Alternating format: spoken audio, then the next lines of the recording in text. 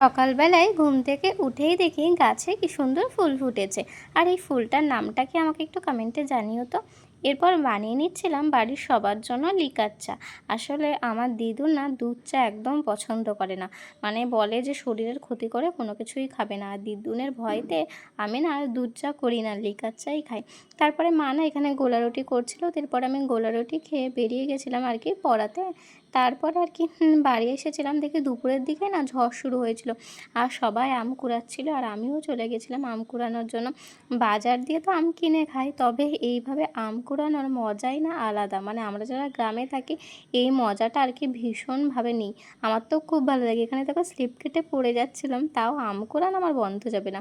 বাড়ি এসে আমগুলো কেটে আর কি খেয়েও নিলাম। এরপরে ঘর ঝাড় দেওয়া, ঘর মোছা, অনেক রকম কাজ ছিল আর কি, সেগুলোই আমি করে নিয়েছিলাম।